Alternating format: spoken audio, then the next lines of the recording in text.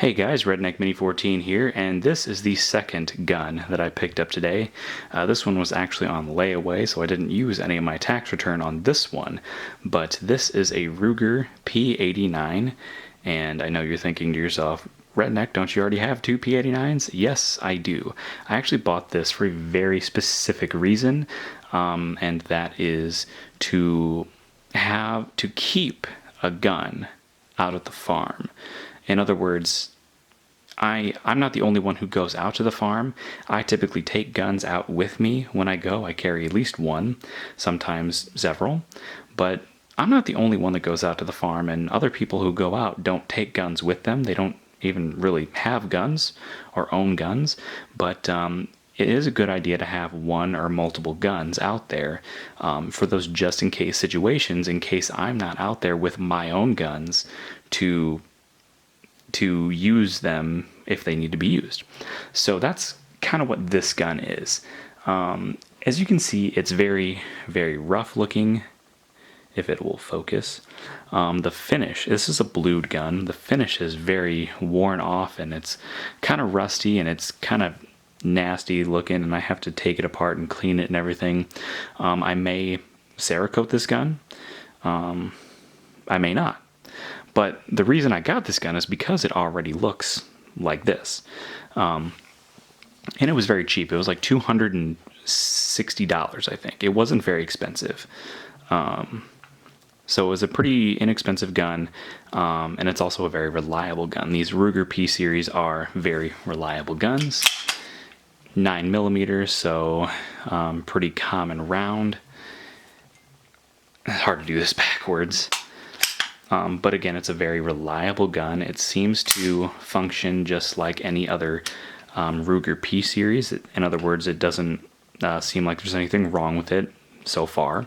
It does, shoot, or, the hammer falls when you pull the trigger and everything. So, and it does come apart. I did check that because I have had problems in the past with buying a P series and it wouldn't come apart. Which has been fixed, but it's not ideal for when you first buy a gun and it doesn't come apart the way it's supposed to.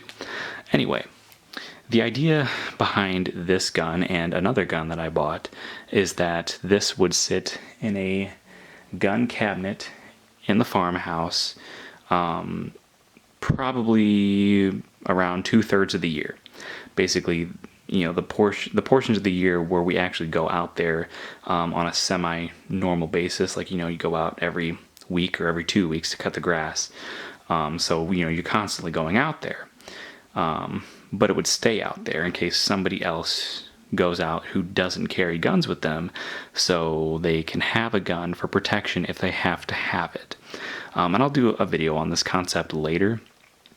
But I thought this was a very good choice.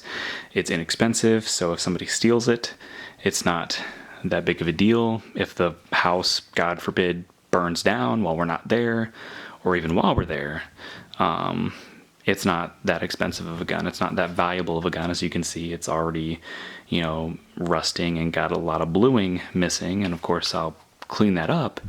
But it's not a very pretty gun.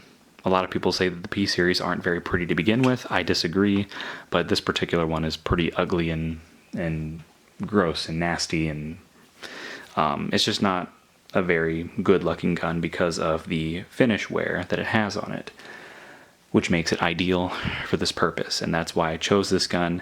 I would trust my life to a P89. Again, I have to shoot it to make sure it works properly, but in my experience, Ruger P series, very reliable guns, as opposed to, say, if you were going to get another cheap gun like, say, a Jimenez or a High Point, some of those really, really cheap guns.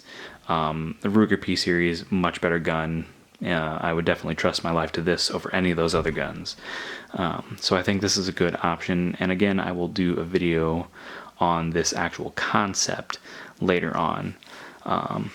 But I do think this is a good option for that. You may agree, you may disagree. Doesn't really matter because it's my gun. Anyway, subscribe to my channel, like me on Facebook. I'm Redneck Mini 14, and until next time, be safe.